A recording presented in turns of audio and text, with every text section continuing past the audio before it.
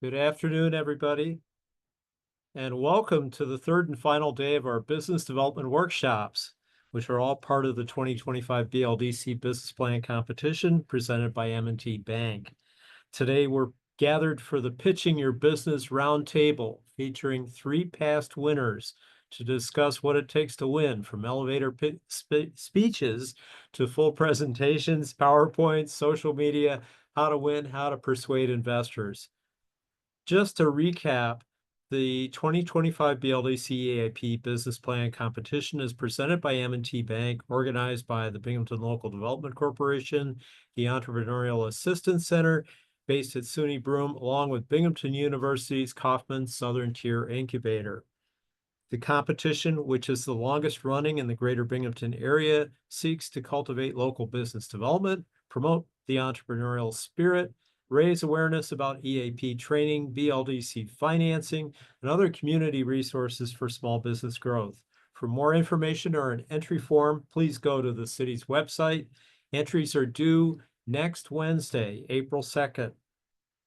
The competition has a $10,000 prize list made possible by a co-sponsorship with M&T Bank, along with the Koffman Incubator, the Binghamton Oneonta Building Trades Council, and Saul Stearns, with a $7,000 first place cash award, $2,000 for second place, $1,000 for third place. In addition to the first place award, for the first place winner only, they'll receive several additional awards generously donated by Binghamton businesses. $500 in branding services from IdeaCraft, $500 in legal counsel, courtesy of Coughlin and Gerhardt, LLP, 5 hours of accounting services, courtesy of Davidson Fox and Company, a year's membership in the Greater Binghamton Chamber of Commerce, $500 in sign creation services, courtesy of 3i Graphics and Signs, $500 in website services, courtesy of Freshie of Binghamton, 3 months free co-working membership of the Koffman Southern Tier Incubator, and a year's membership in the Triple Cities Makerspace. Again, thank you all for attending tonight's presentation. Our hope is that this seminar will give you tools, tips, connections, and inspiration to put together a great business plan that works, most importantly for you and for our community. After this week's presentations, our next milestone is next Wednesday again, April 2nd, with the application and executive summary. You can find the application on the website. It's a fillable PDF.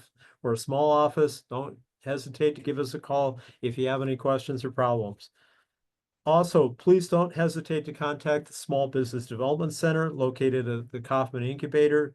SBDC is a partnership with the U.S. Small Business Administration and Binghamton University. They offer free and confidential counseling on putting together business plans.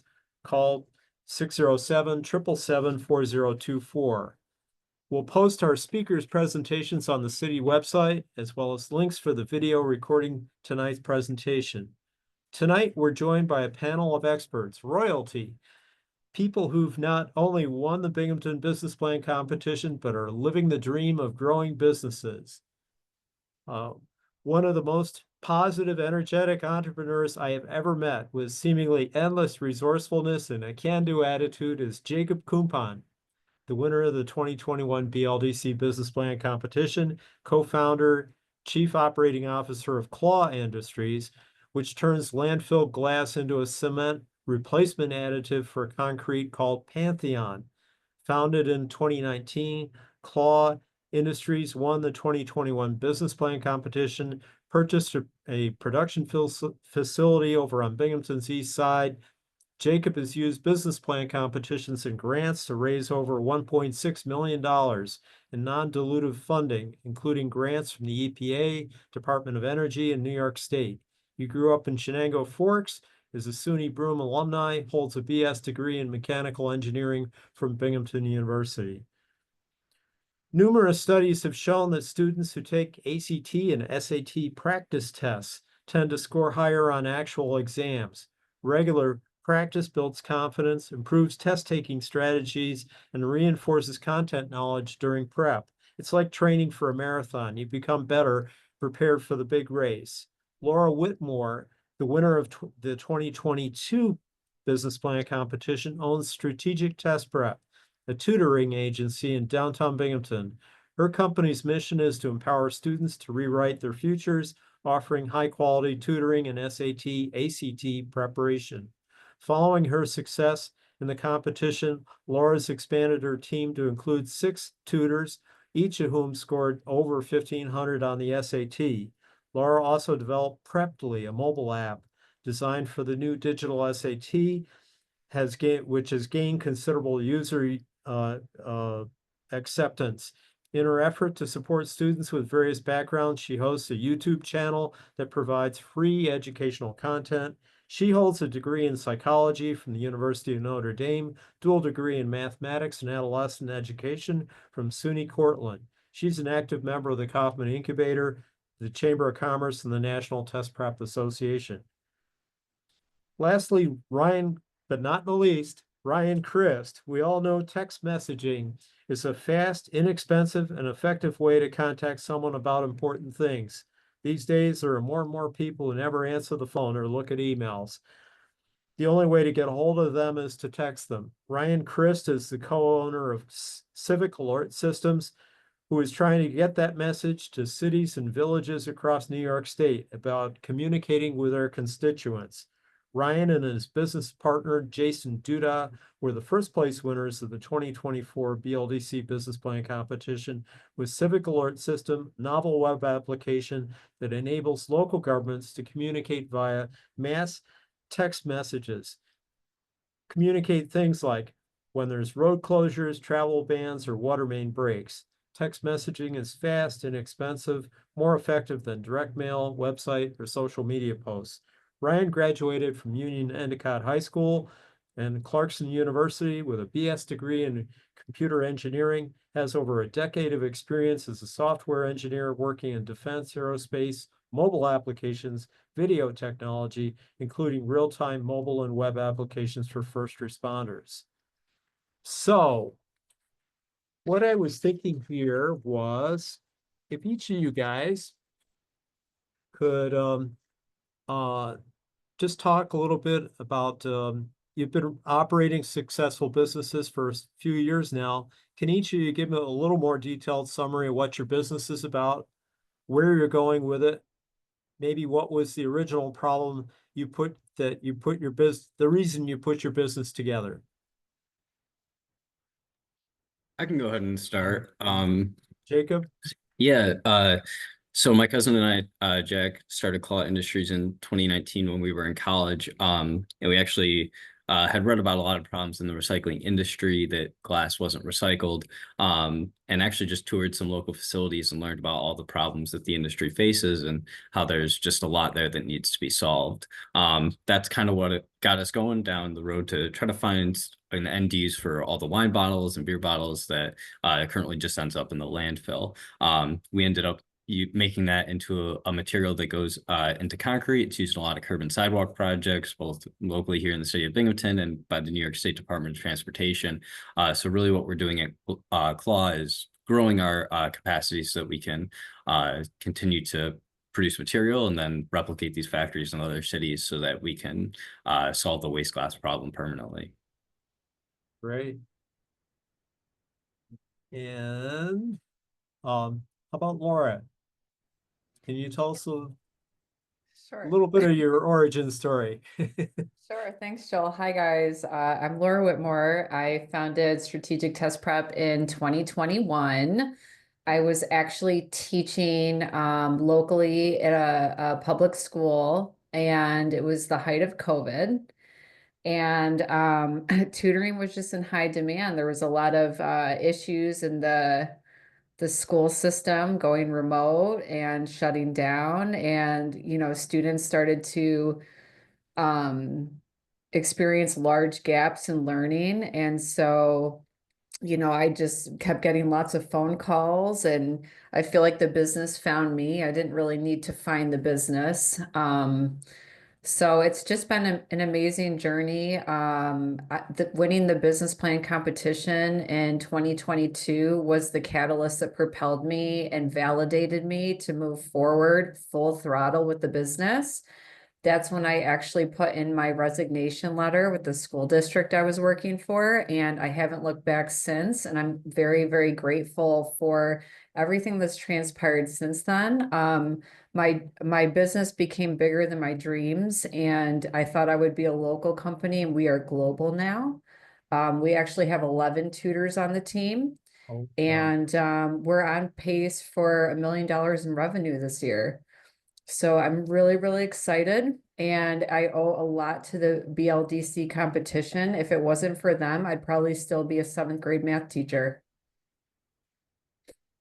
I understand you had we were talking the first night with Cheryl Fabrizi, who said that your plan was like 100 pages long or so.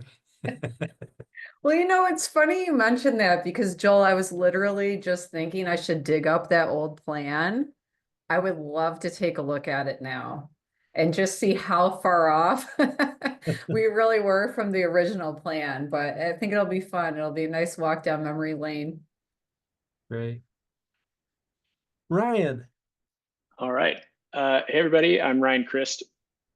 I co-founded Civic Alert Systems last year, so I'm the youngest addition here with my business partner Jason in the Binghamton area.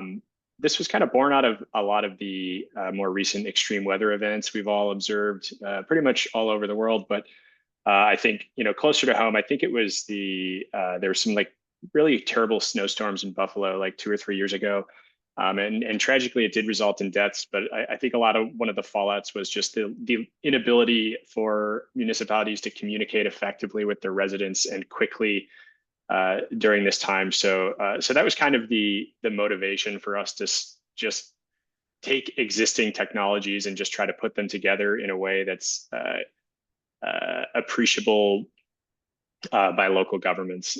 So we've there's a lot of systems out there that do automated text messaging, but not really anything that's focused on the municipal use cases in this way. Great. So I wanted to pitch a question to the three of you. Like, what were some of the early challenges you had with getting your business idea together and getting it started? Yeah, I can go ahead. One of the biggest early challenges I have for really any company, and especially companies doing like very, very, very tangible things like we do where we work with materials, is always capital. It's always fundraising. As just starting a company, banks are kind of just off limits. Nobody really wants to do loans and things like that. We really found that business plan competitions was how we could raise a lot of our early funding. The Binghamton Business Plan Competition was one of the first that we did that actually kind of got us going to a lot of other successes in 2022. And if you're a student or in college, that's another opportunity to continue to use business plan competitions. I know the New York State Business Plan Competition just got over here locally. So we really use that as an opportunity to get over that first fundraising hurdle. And this competition was a big part of that and was one of the reasons, Joel, if you remember, it was right around the time that we got 75 Griswold Street was right after this competition. And we were able to set up our facility here in Binghamton. So. Great. Yeah, I feel like my business is a lot different than Jacob's, where their issue is capital. Mine is we're a service business. So it was being able to find the right people to hire and set up the proper systems, because I was a solopreneur when I won the competition. And that was a huge transition to go from being a solopreneur to managing a team.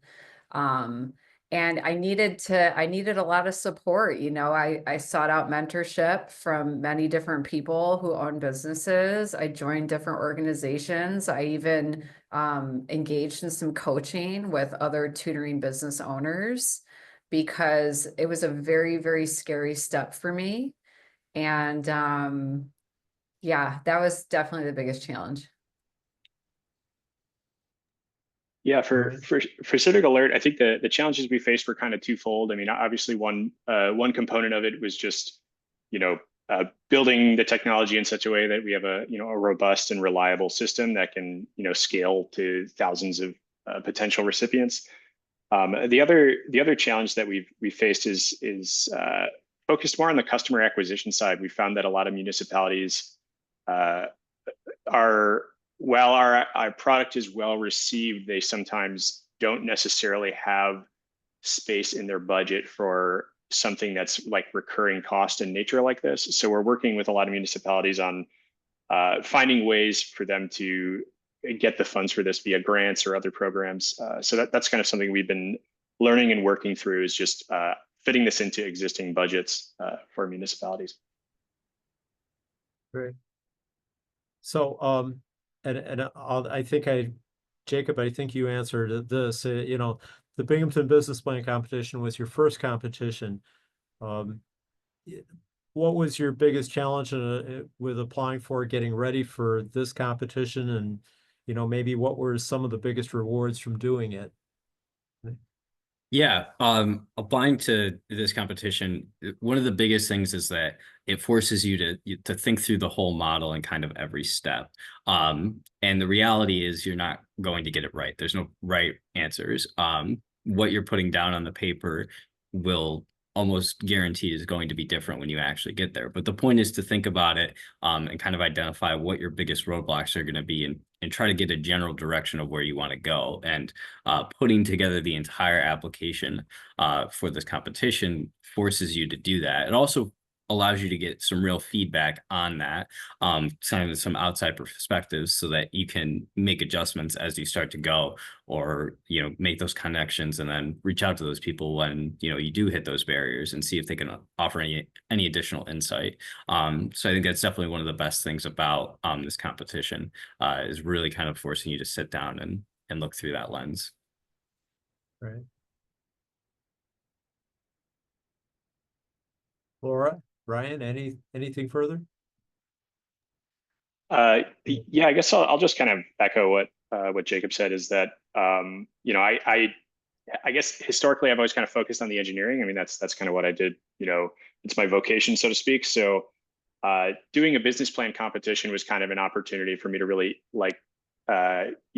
go through the exercise of actually thinking about these things. I think it's really, really common with a lot of like technology focused businesses, where it's just you know, the technology, you know, the technology becomes the most important thing, and it's like we'll figure everything else out along the way.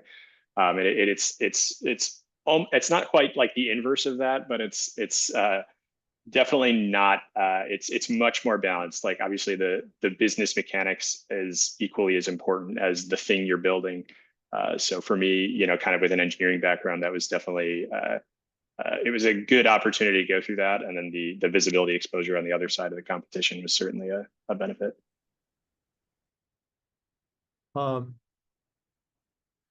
So, and we already talked about rewards from doing the competition. Were there any assumptions you had about your business that turned out to be totally false? Yeah. You know, a lot of what you, as I mentioned, like kind of put in that plan ends up being incorrect. So, you know, there's assumptions about, you know, how we were going to fund the company, you know, kind of on both sides, like how we were going to fund it and actually utilize those funds, how fast we could go, how we were going to grow the team. All of those things you make pretty big assumptions on, then you have to go out and prove it. But the big thing to really focus on, I would say, is make sure you cross off your customer assumptions first. Everything else kind of falls by the wayside. The most important thing is, you know, whatever your product or your service is, get it in the hands of end users as quickly as possible and see what they actually have to say about it. Those assumptions are the best ones to prove out first. After that, you can get the rest wrong. If you have that core, then you'll still be good. Right.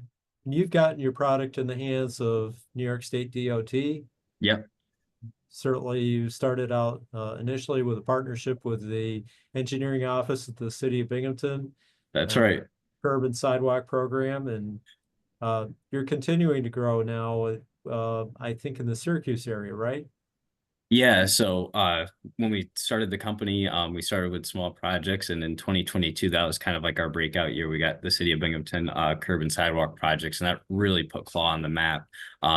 And then in 2024, the New York State Department of Transportation began using our material. And that also inspired the city of Syracuse to pick it up, and it's grown a lot from there. So that's really kind of but where we started was proving out those assumptions very early on, getting it into the hands of the end users. That opened up kind of the ability to take this path. So Laura, was there any kind of like inflection point for you as far as like you got a few students, or you got maybe a new instructor or something that kind of things just suddenly shifted into high gear?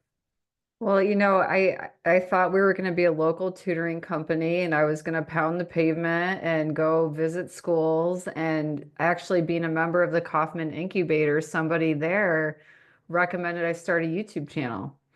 So after the business plan was finalized, after I won the competition, I started this YouTube channel and I now have 50,000 subscribers. And then we have another 10,000 on Instagram and 15,000 on TikTok. And that was not part of the plan at all.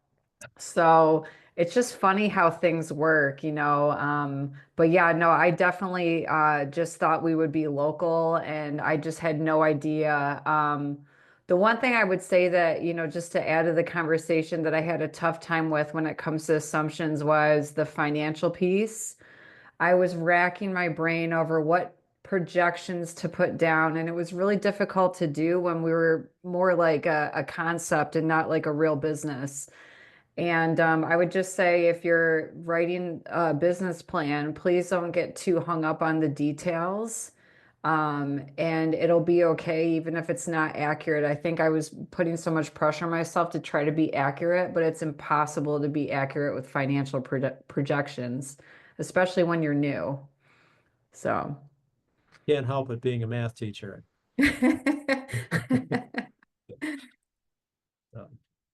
Good. Brian, you have any? We're like, I don't know that we've hit our critical point yet. The only thing we've learned so far is I think, speaking of business plans just being like wildly off, I think we structured like our entire business plan on like a subscription model, like, pay per message kind of thing, and have this flexible billing that would be passed on to municipalities. And I think the feedback on that was just kind of a resounding, like, that is not how municipal budgets are set up.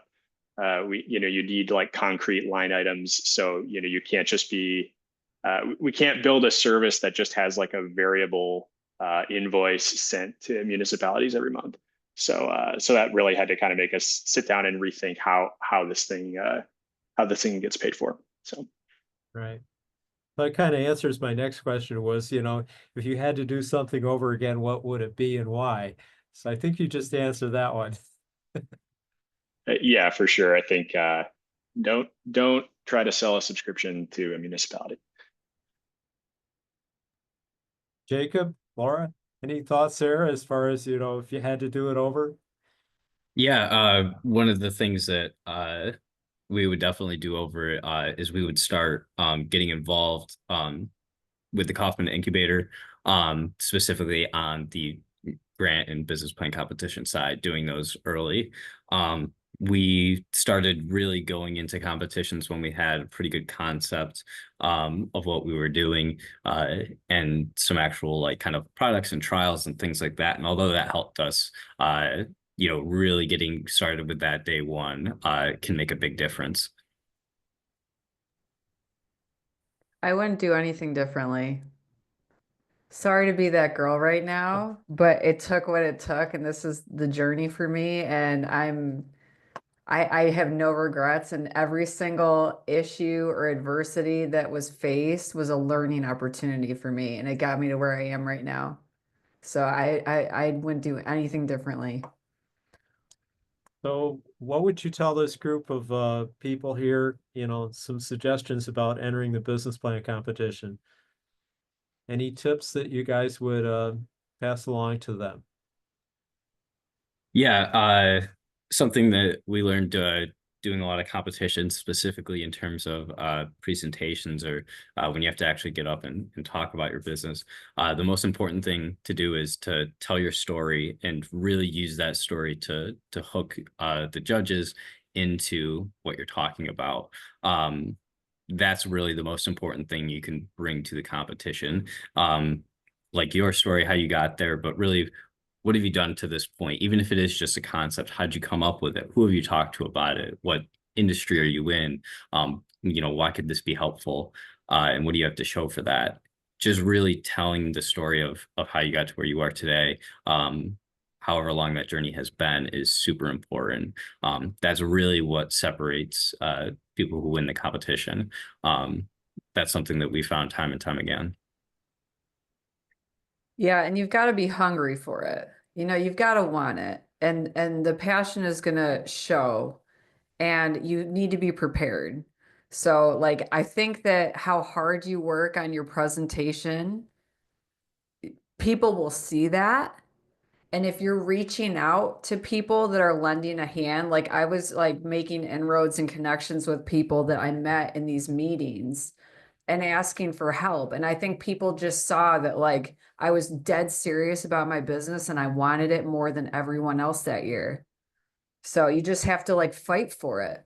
You know what I mean? And give it 110%. I remember you came to your presentation with crutches, so I did. I hobbled in there. I was all business. Ryan, any thoughts? Yeah, I guess I think one thing that I learned just through the presentation aspect is just be prepared that your nerves will probably get the best of you in some cases, but just remember that like your material better than everyone else who's listening to it. So don't let if you trip up, like don't let that just derail the entire presentation. Like just try to recover gracefully and keep going.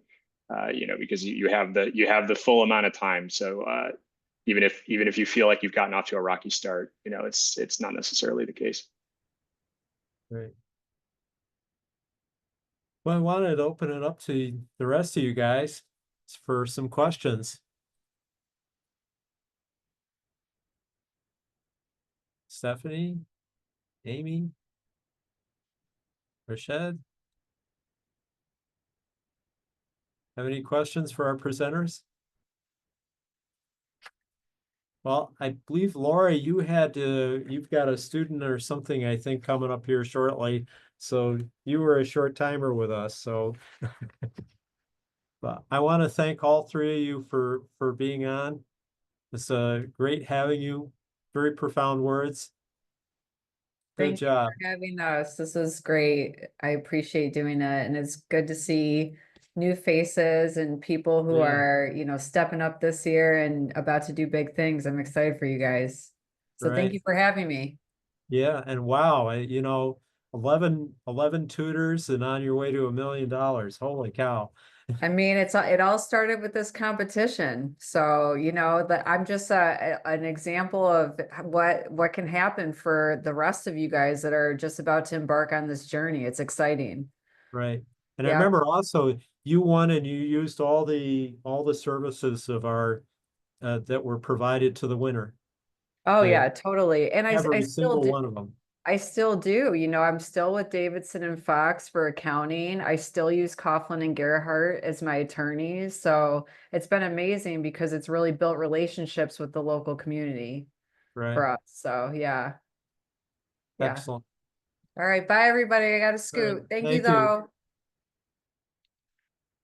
Okay, so again, please don't forget entries are due next Wednesday, April 2nd.